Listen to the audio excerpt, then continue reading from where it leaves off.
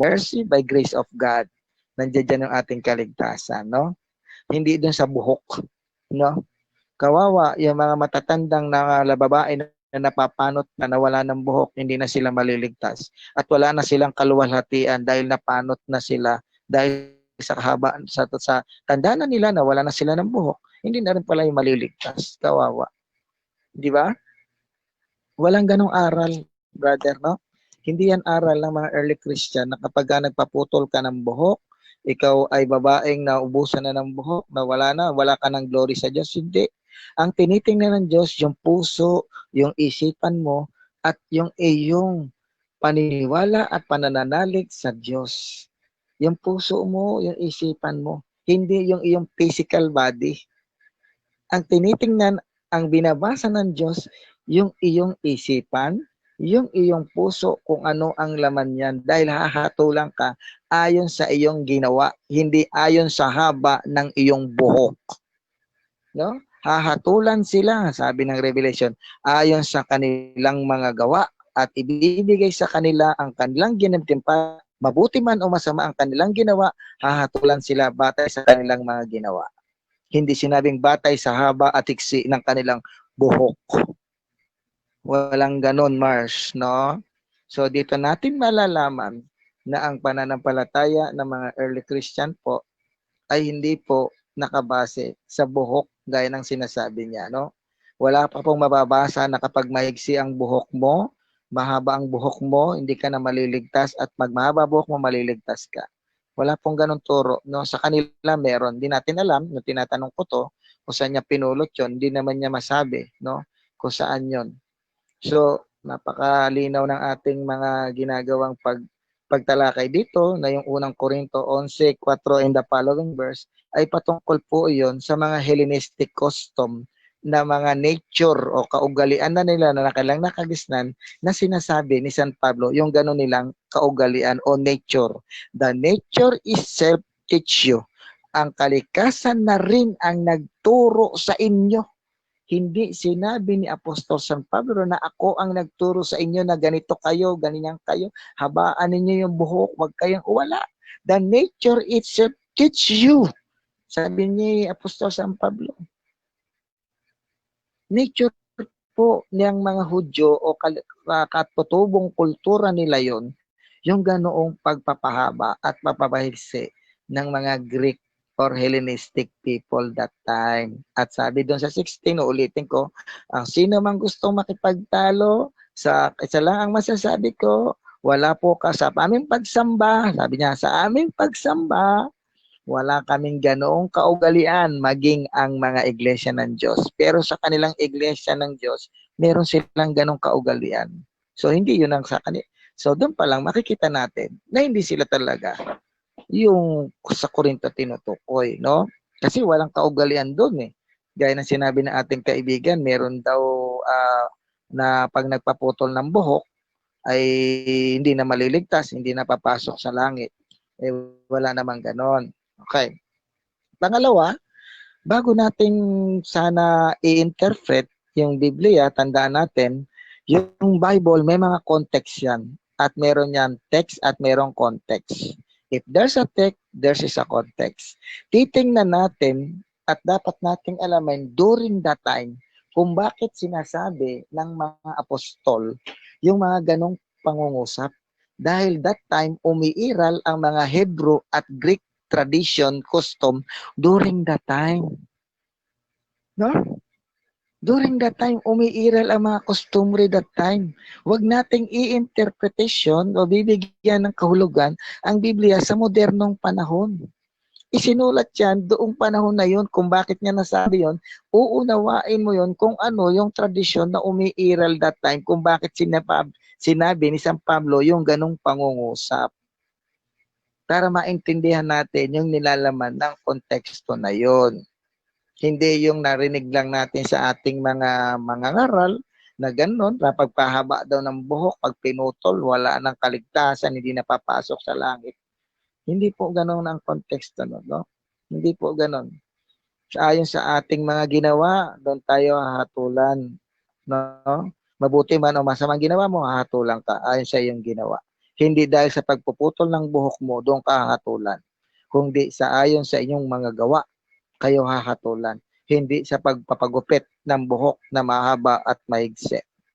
Walang ganon, Mars. Kaya dito natin makikita na dapat pag tayo ay babasa ng talata, hindi yung sa 4-5 din tatalong ka na agad ng 15, meron ka pang dadaanan sa 7, 8, 9, 10, 11, 12, 13, 14 bago mo maintindihan yung 15. Kung babasa mo ng 3, 4, 5, tapos tatalong ka sa 15, hindi mo maiintindihan yung context nun. Last 20 Ibig minutes. sabihin, para ako, last 2 minutes ibig sabihin, hindi mo maiintindihan talaga dahil hindi mo pinagdudugtong-dugtong yung mga talata. Dapat susunod-sunod rin nating babasahin yon para maano natin. Kaya nga nung sinabi ni Saint Paul, no? Sa ganoon, kung sino man ang gusto makipagtalo, wala kaming ganong kaugalian, maging sa pagsamba, maging iglesia ng Diyos. Time. Okay, maraming salamat sa ating mga tagapakinig. Ngayon ay live tayo sa The Way of Christ. Bago natin pag-cross-examine si Ronel. Ay, DevCon pa rin. Naka-live ito sa DevCon, tapos naka-live sa The Way of Christ.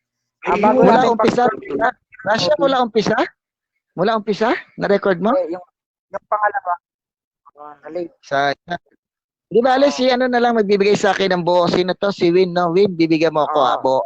Bigyan kita mamaya. Ngayon, binabati muna natin yung mga nandito. Si Roel, si Melchor, RCC, si Ronel ng MCGI, si Cablaw ng RCC, si Maya ng End Times, at si JC ng INC, Russia ng Catholic. Yun lang. At si sino pa ba yung hindi nakasama? Delpea Claret. Hindi ko alam kung ano ang sekta niya. RCC. Ngayon, RCC. Ibigay natin ngayon ng oras kay Ronel ng MCGI. Cross-examination. 10 minutes. Start now. Brad Melchor. Yes, brother. Sa Korinto ba na binabanggit mo, wala po bang tungkol sa kaligtasan? Okay. Sa buong kasulat ng Korinto. Merong binabanggit tungkol sa kaligtasan pero hindi nakasalalay doon sa buhok. Ibig sabihin yung turo, hindi aral. Iba lang ang salitang turo pero magkaparehas yun. Turo, aral. Magkaiba lang ng word. Magkaparehas yung turo at saka aral.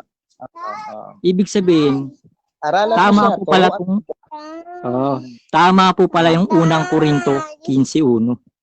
Teka lang. Ang unang Korinto. Teka lang. Ang oras nyo ho ay Mr. Ronel, Bro Ronel, ang oras nyo po ay para magtanong, hindi para magbigay ng komento o sa comment. Sige po. Para magtanong, pag nagtanong po kayo, bibigyan po natin ng oras si Bro Melchor ng 20 seconds. Sige po, Brad Melchor, lahat po ba ng naniniwala sa Biblia ay naniniwala sa Iglesia ng Diyos? Hindi lahat. Kasi yung demonyo naniniwala din sa Biblia, gumagamit din ng talata, pero hindi niya naniniwala sa Diyos na maliligtas sila. Di ba gumagamit pa nga ng talata yung demonyo, nasusulat, sabi gano'n. Pero hindi nila tinatanggap si Kristo. Kaya hindi sila maliligtas. Time. Teka lang. Habang sumasagot si Bro Melchor at hindi pa natatapos ang 20 seconds, wag po kayo mag-interrupt kasi mabibigyan po kayo ng warning. Ngayon, winawarningan kita ng pangalawang warning mo na ito kanina at ngayon. Sige po. O sige, tuloy. Bro Melchor, sagot. Okay na, magtanong na siya, brother. Sige bro, tanong ka na. Ibig sabihin po pala nitong sinasabi dito sa mga talatang to, wala pong ukol sa kaligtasan. Hindi, magtanong ka. Tanong. Mamaya ka mag-comment. Tanong.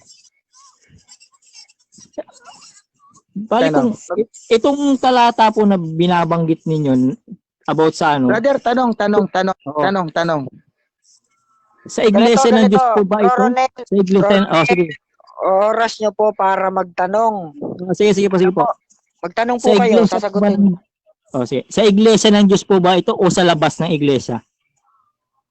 Sinabi niya, sa iglesia ng Diyos, sa pagsamba, wala kaming ganong kaugalian sa 16. Yun ang Wala sagot po. ko. Ibig sabihin sa labas. Sabi niya, wala ko sinabing Teka sa labas, brother. No?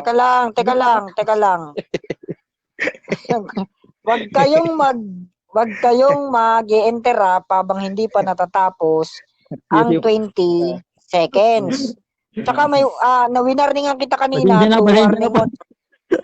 Ngayon, may pangatlong warning ka. Ngayon, babawasan ko ngayon ang oras. Nasulit Kasi, na. Pagbigyan natin. Bago lang si Ronel tawag. Sige, pagbigyan niya. Pagbigyan mo. sige. Sabi nga, ulitin mo yung tanong mo, sasagutin ka.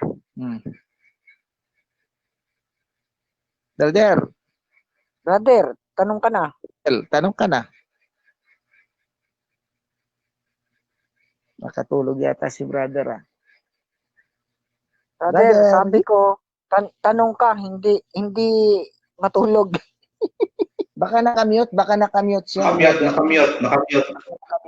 Check nyo nga, check nyo. Sige, tanong.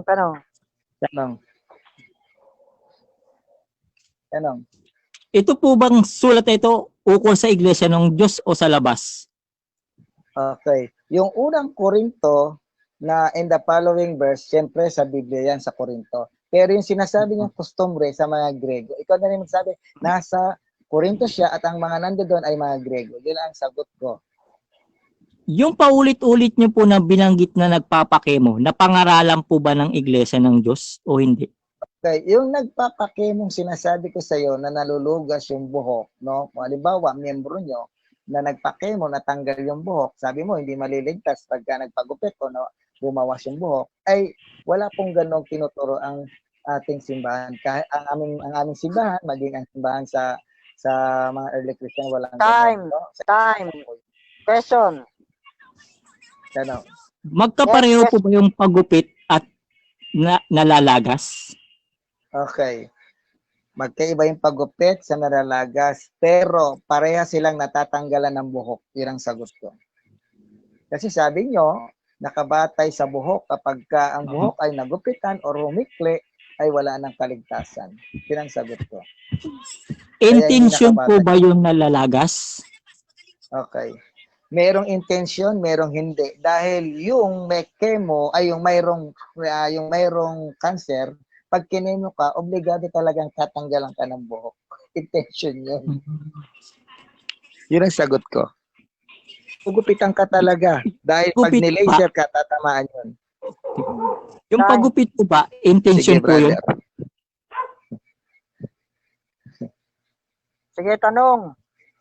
Sige po. Yung nalalagas po, Nawala. intention po ba o hindi? Sabi ko sa iyo, merong intention, merong hindi. Kapag ikaw halimbawa ay ikaw ay babaeng may cancer, kinakailangan intentionally natatanggalan ka talaga ng buhok dahil ikikemo ka. Pag kinemo ka talagang makakalbo ka, tatanggalan ka talaga ng buhok. Kaya sinabi ko, meron at meron ding hindi intention. Okay, yun ang sagot ko. Yung pagupit, intention o hindi? Intention yon kapag sinabi ng doktor, ikikemo ka dahil may cancer ka, natural, intentionally, tatanggalan Hindi at po yung babawasan sakay mo yung tinutukoy ko, yung pagupit Teka lang po. muna, hindi pa ako tapos. Hindi pa ako tapos. Natural, gugupitan nga yun. No? Gugupitan yun. Hindi pwedeng hindi ka tatanggalan ng buhok kapag malalagas at malalagas ang buhok mo. Kaya nga ginagawa ng mga doktor, gugupitan yun. Tanong. Sa labas po ng chemo kasi sa chemo nyo po pinapasok hindi naman po sa chemo. Sige. Yung pagupit po ba, intention o hindi? Sa babae, sa lalaki? Sa babae. Sa babae. Kung ang gusto ng babae dahil ang kanyang buhok ay sayad na sa lupa at dahil naiirita siya, intentionally, pababawasan niya, intentionally yun. Intention. Pag sinabi niya, ano ba tong buhok ko na to? Ang haba-haba na, hanggang lupa na.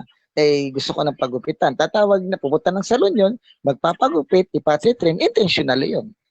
Yun ang sagot ko. Iba yung nalalagas. Sinagot na kita, brother. Oh, sige po. Iba yung nalalagas. Kasi nalalagas ako eh. Hindi po intention. Kita, diba? Merong intention, merong natural. Okay, yun ang sagot ko.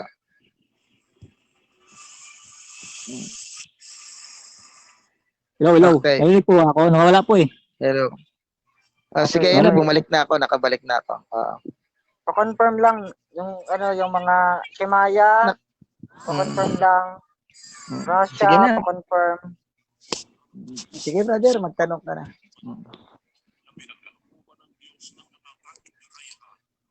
Brother. Bro, Ulit na po. teka lang bro, pa-confirm muna bro nung live natin. Confirm nyo muna Kablaw. yung live. Kablaw, pa-confirm Na-confirm ko lang na po. sa akin. Delpay. Nandiyan ba si Delpay? Si Delpay. Delpea yan eh. Delpay. Si Delphia. Delpea. Walang ganon, Mars. Kaya dilaya. Game na? Sige po, game na. Tanong, brother. Alam mo, gusto ko tong si Ronel kausap. Sige Matino. po, cut na po. Hindi na po makapagtanong. Ako naman magtatanong kung ano. Sige. Salamat, brother Ronel. Salamat. Kasi ako ng anak ko nanonood po eh. Pasensya na po. Sa lahat na MCJ, ito matinong kausap eh. Sige, brother. Wala ka ng tanong? So, ano na ang susunod nating pamamaraan na gagawin, brother? Ang sunod na nating gagawin ay magkakaroon na tayo ngayon ng konklusyon. Conclusion. Okay. 5 minutes lang, take 5 minutes kayo. Oo na, kasi ako yung negative. Tama ba? Oo. Okay. Okay na? Okay Sabi na, mo, okay na. Sabi mo, pag game na. Okay, game na. Okay, unang-una, salamat sa ating kaibigan, no, na sa maayos at matinong kausap tong kaibigan natin, hindi siya magulo. Kaya kung ano yung gusto niyang debate na maayos at maaliwalas at hindi magulong usapan, yun din ang ibinigay ko sa kanya. Kasi nakita ko matinong kausap to. Kaya medyo sumang-ayon din ako sa gusto niyang daloy ng aming debate. Salamat kaibigan, no. Ganon po si Brother Mel. Pagka walang niya yung kadebate ni Brother Mel, lamalang niya din po ako, no? Pagka balasubas yung kadebate ni Brother Mel, balasubas ako. Pero itong si Ronel, hindi, mabait din si Brother Mel, no? Para din akong, kumbaga, sumusunod kung ano yung gusto mong flow ng debate, no? So, sa aking conclusion, unang-una, no, na hindi po nakabatay ang buhok sa kaligtasan ng isang Kristiyanong aanib sa tunay na simbahang itinayo ng ating Panginoon, no? Ang magiging batayan po sa kaligtasan ay yung pong ating mga pananampalataya, gawa, habag at grasya ng ating Panginoon, no? Yan ang aming belief, by faith, by grace, by mercy and by works. Yan. No, hindi po by long hair, by short hair, no? Wala pong ganon. No, hindi po. Sa mga kinakain natin, hindi rin po nakabatay doon ang kaligtasan, no? Kaya nga ang sabi ni San Pablo na kung sino man ang gusto makipagtalo ay wala kaming ganong kaugalian sa pagsamba, maging ang iglesia ng Diyos. Ayan. Wala silang ganon sa pagsamba, no? Kaya pansinin natin bakit sa modernong panahon ay nagkaroon ng may iksing buhok yung mga babae para rin nagpapagupot ng mga lalaki. Unang-una ay will nila yon, choice nila yon, no? Kahit yan ay bawalin mo wang magpagupit, kung choice nila yon at meron silang free will na gano'n ang gusto nilang design ng buhok, wala kang magagawa. Pero kung yan naman ay tunay na nananampalataya sa Diyos, tunay na mananamba sa Diyos, wag mong questionin yung kanyang higsi o haba ng buhok. Ang tinitingnan ng Diyos, yung kanyang puso, yung isipan niya, yung kanyang pananampalataya. Siya ay hahatulan hindi sa higsi at haba ng buhok niya, kung hindi ayon sa kanyang mga ginawa.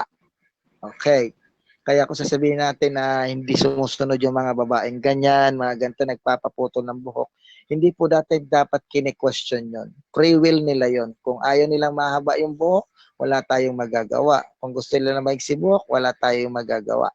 Dahil mayroon po tayong kalayaang ibinigay sa atin ng Diyos na kung yun ang pinili mo, ikaw na ang magdadala nun. Hindi sasabihin ng Diyos kapag umakyat ka sa langit, "Hoy babae, bakit ang higsi ng buhok mo? Hindi ka maliligtas. Bumalik ka sa baba, sa lupa, magpahaba ka muna ng buhok." No, hindi gano'n. Hindi kikilatisin ng Diyos yung buhok mo kapag umakyat ka sa langit, no? Hindi sasabihin ang Last higsi 2 ng buhok minutes. mo. Oh, hindi gano'n. Ang batayan ng kaligtasan sa ating mga gawa, tayo'y hahatulan sa ating pananampalataya sa grace and by mercy of God. Hindi po sa haba o hiksi ng buhok. Gaya ng sinasabi ko, yung pong tinuturan ni Apostol San Pablo during that time sa Corinto, gaya ng ating sinabi ng kaibigan natin, yun ay mga Grego. Yun po ang kostumbre at kalikasang nakagisnan ng mga Greek people, no? Dahil sa mga Hudyo po, ang kanilang ay mahahaba ang buhok ng mga babae kapag ka ito ay niladlad nila at nakita ito, ibig sabihin makasalanan yung babaeng yun. Kaya nga nung niladlad ng babae yung buhok niya sa harapan ni Kristo at pinampunas doon, nakita ng mga pariseo, sabi, baka hindi nalalaman ng taong ito na ang babae ang nasa harapan niya ay makasalanan. Pero hindi naman sinabi doon sa Biblia na yun na makasalanan yung babae. Wala. Dahil yun ang kustumbre nila, no? Tungkol sa buhok. Kaya dapat aaralin natin yung patungkol sa mga buhok na nababasa natin diyan. No, hindi tayo magko-conclusion na ganun pala, ganito pala, ganyan pala, yung buhok pala, na pag pinutulan ng buhok, gaya ng sinabi mo, hindi na makakasama sa langit. Wala pong ganun, brother. No, magsuri po tayo ng tama, no? Hindi porke nabasa mo sa Biblia, yun na yung interpretation nun. Hindi po. Kinakailangan mag-aaral tayo ng mga Greek at saka Hebrew culture and tradition, bakit naisulat at bakit ganon yung mga pananalitang binibitawan doon sa mga talatang nababasa natin. Aralin natin yun, no? Hindi po kinabasa mo letra por letra, yun na yung context nun. Hindi po. May mga malalalim pang context na nasa loob nun kung bakit gayon ang mga pananalitang binibitiwan ng mga apostol maging sa Old Testament time. Do not interpret the Bible in a modern times. Time. Interpret it according to the time na ito ay Time. isinul. Time. Yun ang sagot ko. Salamat. Wala Time, na tanongan, wala na, no? Sige Salamat. bro,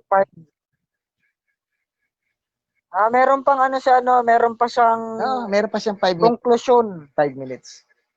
5 minutes. Sige, bigyan kitang 5 minutes. Sige po. Maraming salamat po sa lahat po ng nakinig. Sana po kapulutan po natin ng aral yung bawat isa na magsasalita.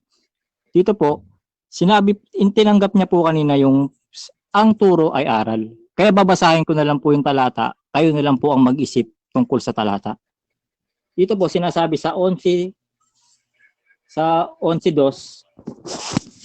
sinasabi sa 11:2, kayo'y aking pinupuri nga na sa lahat ng mga bagay ay naaalala ninyo ako at iniingatan ninyong matibay ang mga turo na gaya ng ibinigay ko sa inyo. Nasa 11:2, tungkol po ito sa buhok na sinasabi na pagpapahaba.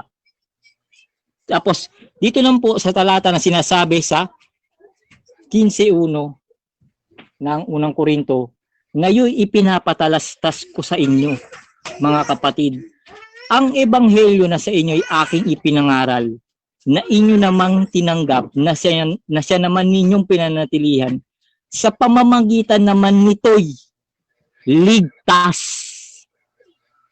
Ligtas kayo kung matiyaga ninyong iingatan ang salitang ipinangaral ko sa inyo, maliban na lang kung kayo'y nagsisampalataya ng walang kabuluhan. Ibig sabihin, yung sinasabi sa iglesia ng Diyos, sinasampalatayanan pala yun. Bawat nakasulat, mula sa pangalan ng iglesia ng Diyos hanggang sa katuruan, sasampalatayanan mo yun. Kaya nga kung matiyaga mong iingatan, kung hindi ka na makakatiis at puputulin mo na, lalabag ka na. Yung sinasabi kanina na, sinasabi niya na, yung nalalagas, hindi naman po intentionally yun eh.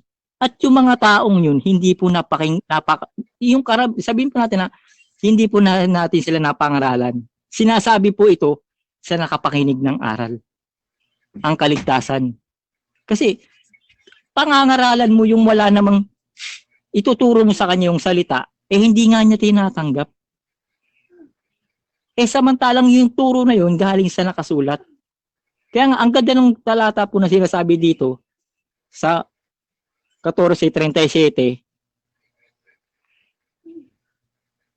kung iniisip nino man, kahit sino sa atin, kahit sino nagsasalita, o nakikita nyo nangangaral, na siya'y propeta o ayon sa Espiritu, ay kilalanin niya ang mga bagay na sa inyo isinusulat ko.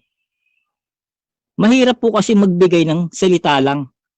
Galing sa paniniwala ng ganito, galing sa paniniwala ng ganyan, galing sa mga tradisyon ng ganito. May paniniwala rin naman po ang ukol sa Biblia. Kaya kanina po, tinatanong ko po siya tungkol sa sinasabi niya na nature. Ang ikot lang ng nature niya doon sa Korinto. Ang ibig ko pong sabihin, yung may-ari ng nature, ang ipinapakilala po sa kanya. Hindi po yung nature lang ng Korinto. May above pa sa nature ng Korinto kasi. Kung nakukuha niyo po, sinasabi ko po, pinapakilala ko yung nature na hindi nakikilala nila. Hindi na nakikilala ng mga ng mga Griego sa panahon na yun. Kaya nga, itinuturo na ni San Pablo yung tungkol sa buhok. Above nature na. Kaya nga, ang katalagahan din ang nagtuturo. Ibig sabihin, may nakatalaga. Hindi yung nature nila. Na umiikot lang sila sa ganun na sinasabi niya na mahabang buhok. Hindi yun ang itinuturo niya. May katalagahan. Last 1 minute. Maraming salamat po sa mga tagapakinig.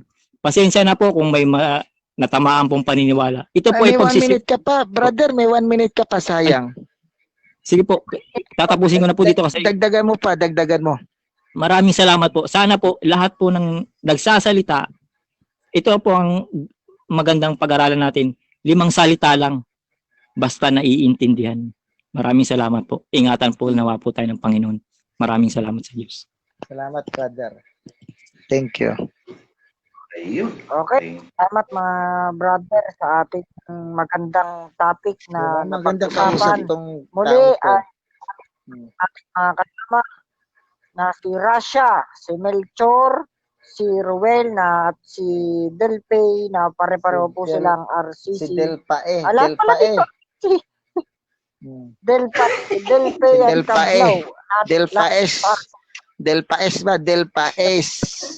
Philadelphia. Binabati Si natin mga Delpa. kasama Pia natin dito. Delpea. Delpea.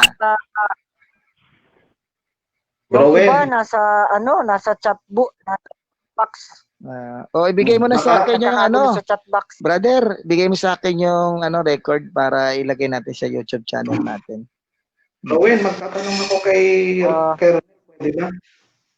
I-send mo sa akin. Sige, pwede tayo magtanungan. Sige, pwede magtanong. Anong tanong mo? Bro Ronel, pwede bang tanong sa'yo, Bro Ronel? Sige lang po. Tanong lang Sige, ano yun? Sige, ito, sharing na lang to, bro. Kay Ronel.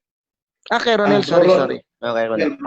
Ay bro, sandali. Bigyan mo na ako ng ng record wins ha. Ngayon ha. Salamat. Sige. Send mo sa Okay. akin. Mag-friend ba tayo? Mag-friend sa FB? Oo. Sige, very good. Kaibigan tayo doon. Salamat. Ako Huwag next. kang mag-alala. Ako next Sige, magtatanong. isend mo na sa Messenger. Salamat ka. YouTube channel nyo po, pwede po.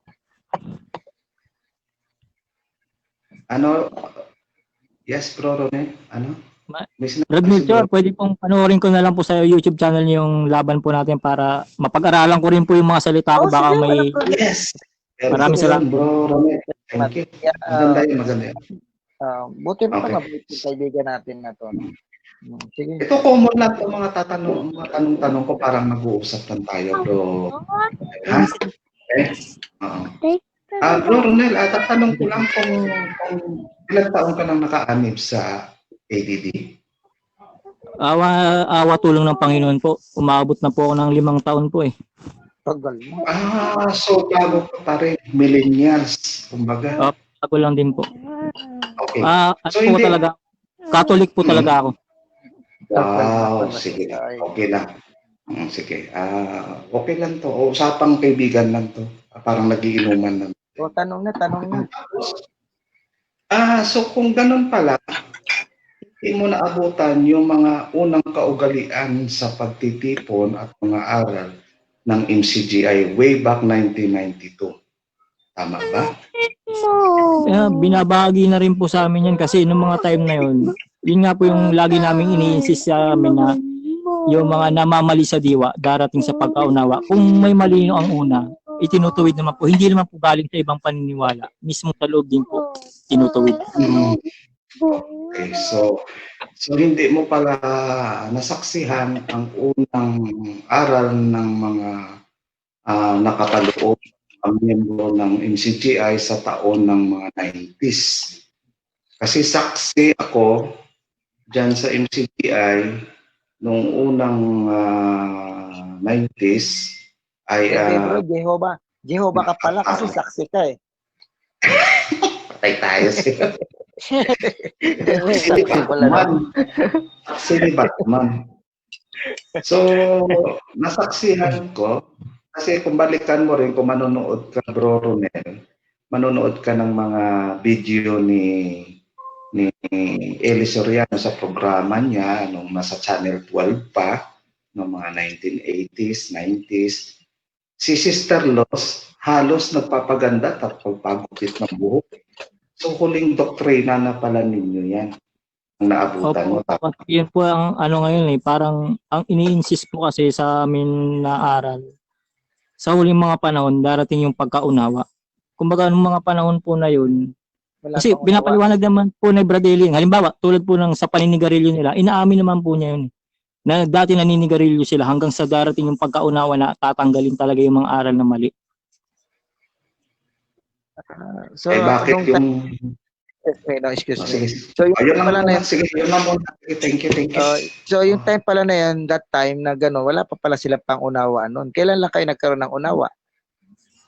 Patay. Ito po kasi ang unawa na sinasabi, nasa Biblia naman po yung nasa Daniel. Kailan kayo nagkaroon ng unawa? Sa panahon po ng anong kawakasan. taon yun? Wala pa namang kawakasan na yun. Hindi, ibig ko sabihin, yung mga panahon ng mga kawakasan, itong panahon po natin, nasa huling araw po tayo.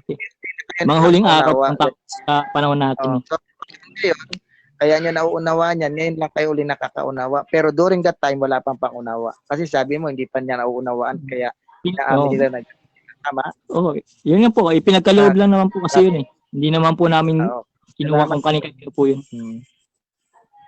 Sige, magtanong kayo, brother. Ako naman magtatanong. Isa na lang. Kasi excited ako. Mabait si... Sige. Mabait si Bro Ronel eh. Tatanong ko lang. Mabait. Ako next. Sandali lang. Pasensya na. Okay. Bro Ronel,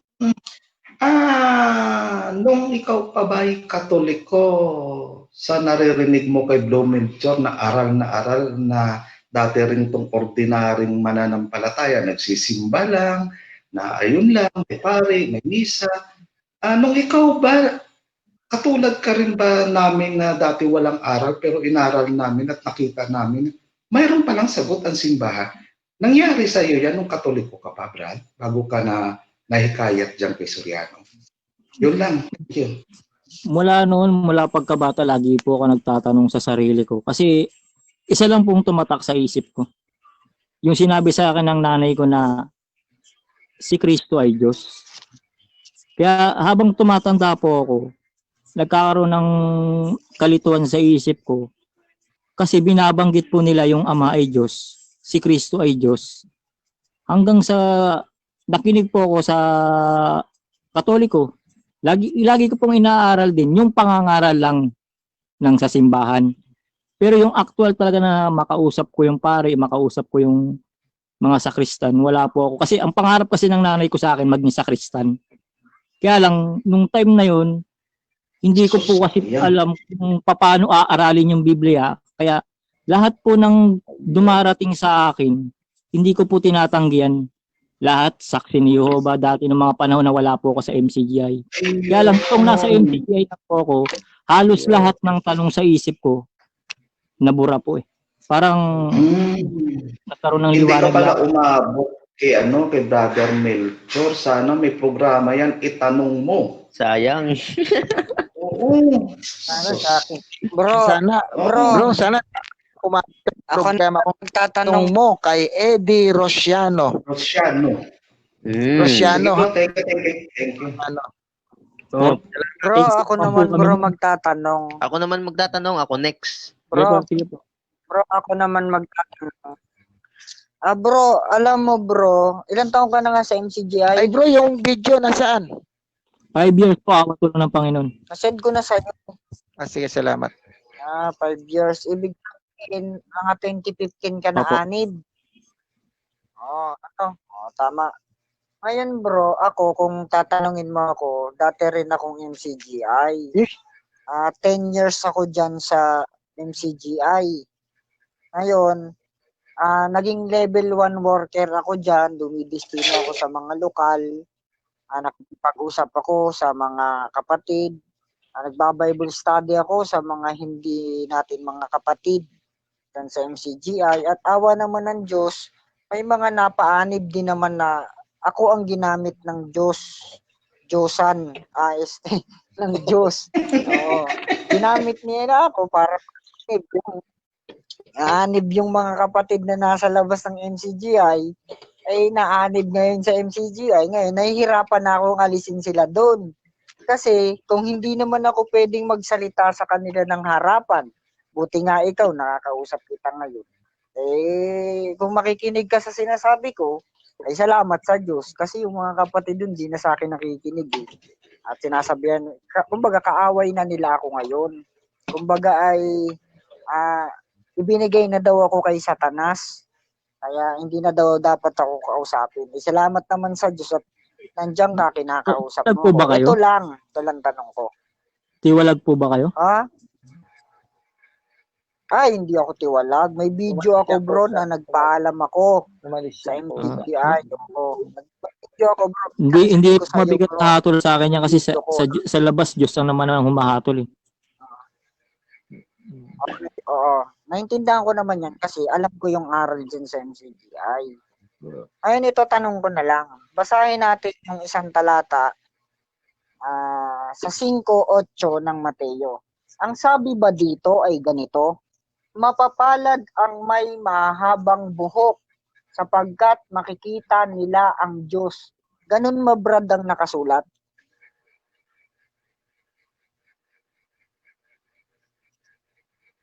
Mateo 5:8. Ganun ba ang nakasulat? Di ba hindi? Kung halimbawa ba mahaba ba ang buhok ng isang babae? Kung sakasakali. Kung halimbawa mahaba ba ang buhok ng isang babae, mabubusog kaya yung kapitbahay niya? Kung mahaba lang ang buhok? Di naman eh. O ano ang makikita ng mga lalaki kung hindi mahaba ang buhok ng babae? Magkakaroon kaya siya ng pait sa kanyang kalooban? O kaya ay magkakaroon siya ng halay dun sa babae? Dito kasi hindi batayan ang buhok para sa kaligtasan eh. Ang pinakamahalaga, puso. Sabi mismo ang linaw, mapapalad ang mga may malinis na puso sapagkat makikita nila ang Diyos. Hindi naman sinabi dyan na mapapalad ang may mga mahabang buhok, ang mga babae, sapagkat makikita nila ang Diyos. Ano bro ang paliwanag mo bro dyan? Mapalad yung ako, mahaba yung buhok ko sa kilikili, maliligtas ako niyan. Nakamute si Ronel, nakamute. Bro, pasagot bro. Nakamute si Ronel. Nakamute ba? Nakamute eh. Iyan, mag-mute ka.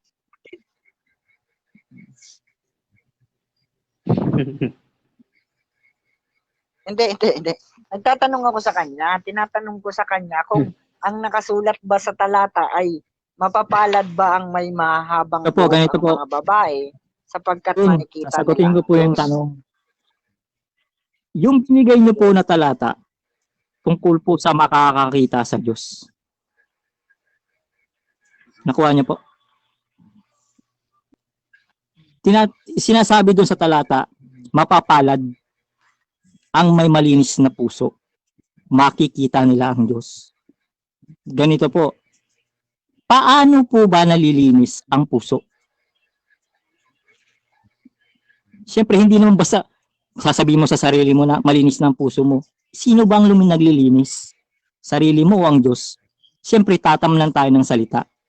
Bawat salita na itinatanim sa atin, paraan yun ng paglilinis. Kaya yung tungkol sa pagsampalataya, sa nakasulat, tungkol sa buhok, isang paraan yun para maging daan sa kaligtasan.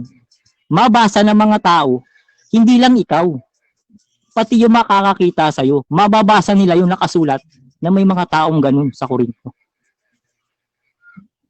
Kahit hindi sila nagbabasa ng Biblia, nakikita nila sa tao. Sigurado ka nakasulat sa Biblia yan. Ito po, ginaganap na po namin. So, tanong pa, tanong. Kaya nga, Bro, sige, follow up ako. Follow up ako, bro. Yung pagpapahaba ba ng buhok, nakakalinis ba yun ng puso? Kasi marami akong nakita sa MCGI, mahahaba ang buhok, mga chismosa. sige po, ganito po Mga yun. kapatid. Kung titingin po tayo sa tao o sa laman, tisod po tayo dyan. Laman po ang pinag-uusapan kasi dyan eh.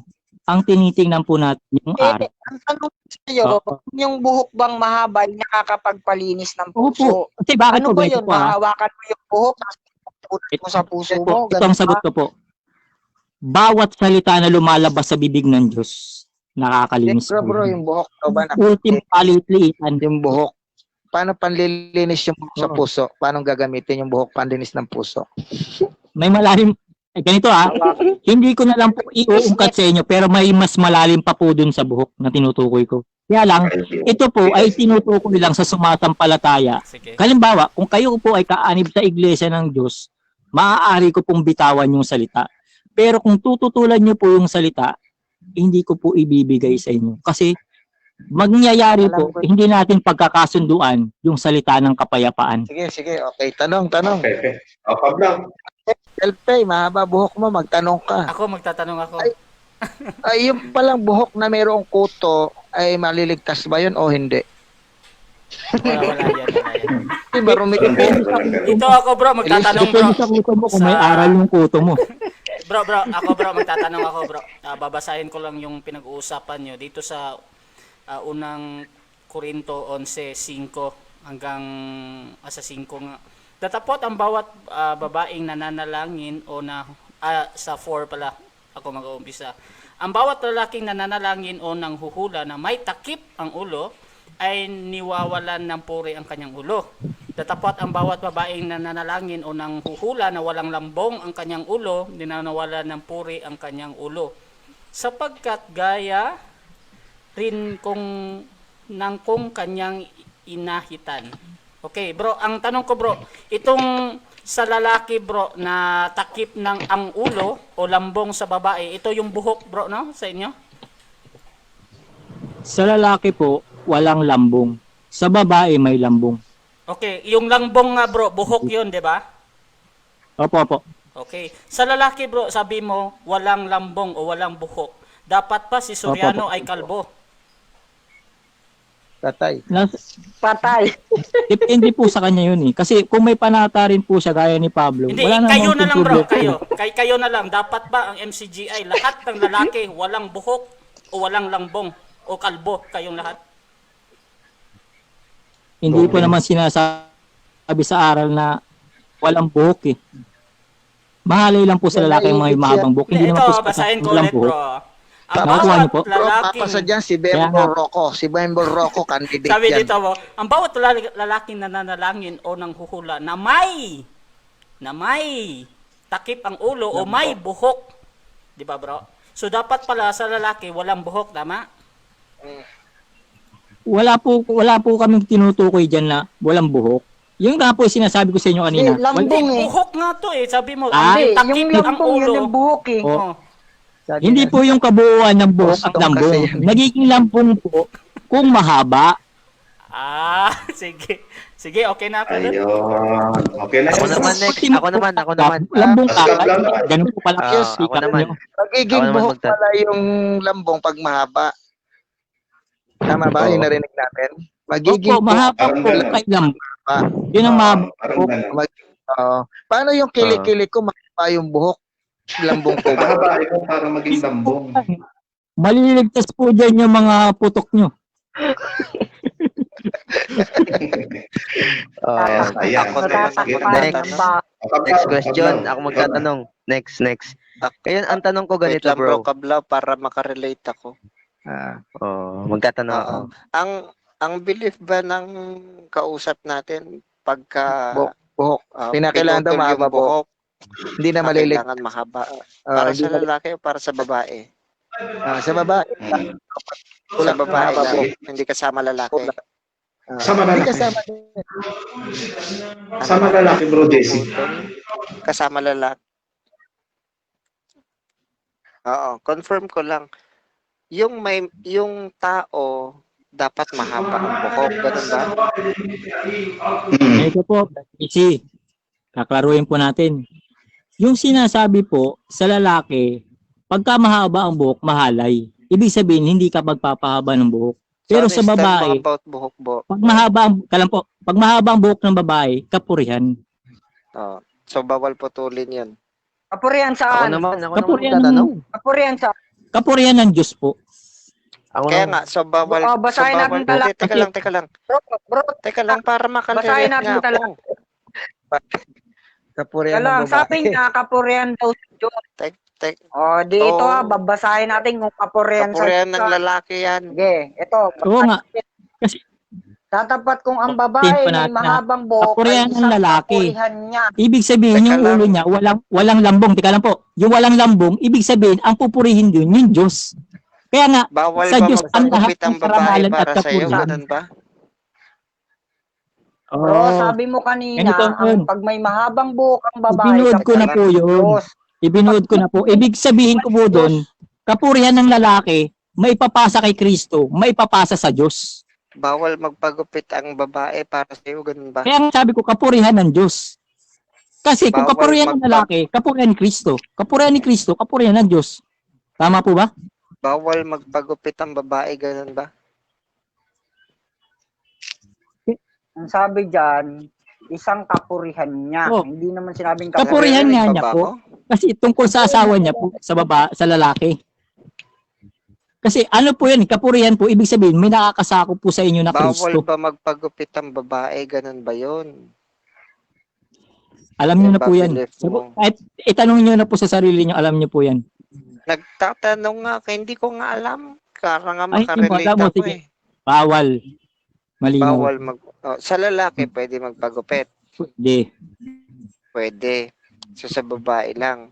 Ano kahihinatnan ng babae kapag nagpagupit?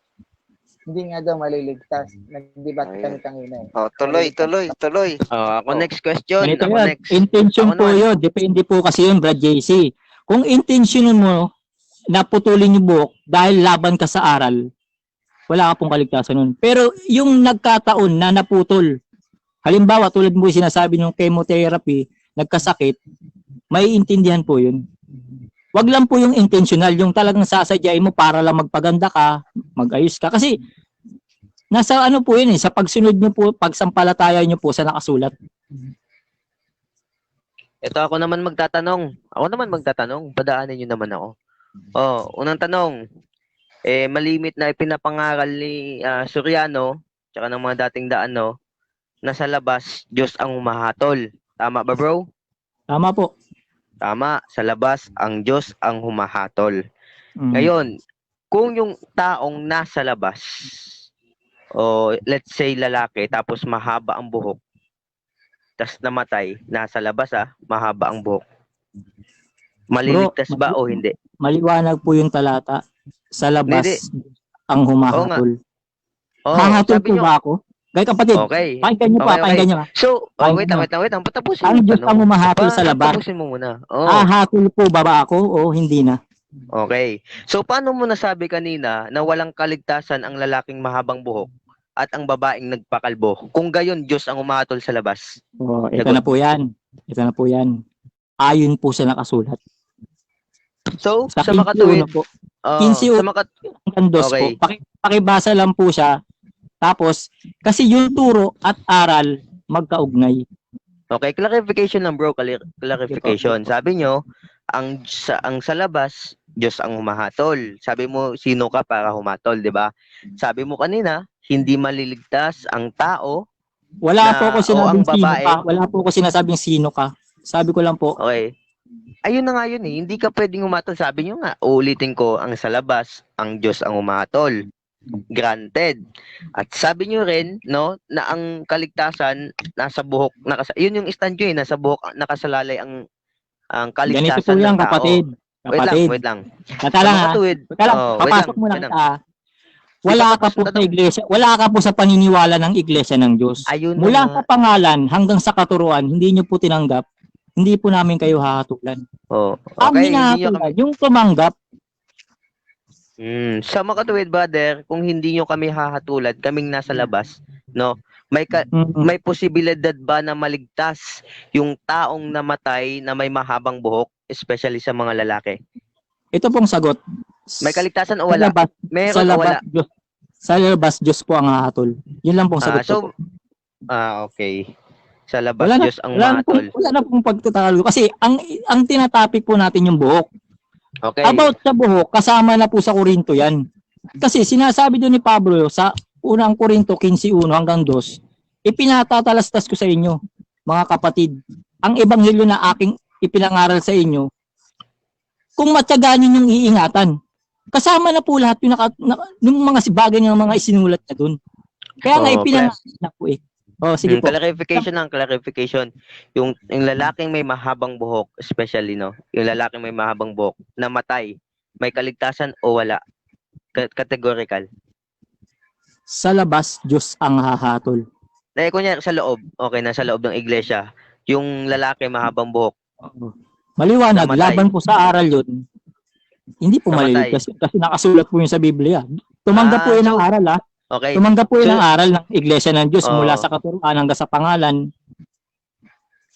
So, hinatulan mo na yung tao, hindi maliligtas. Hindi, ang humatol po yung nakasulat.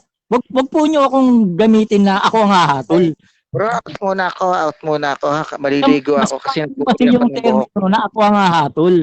Ang hahatol po sa atin yung nakasulat. Okay. Sige, okay na ako dun. Out muna ako.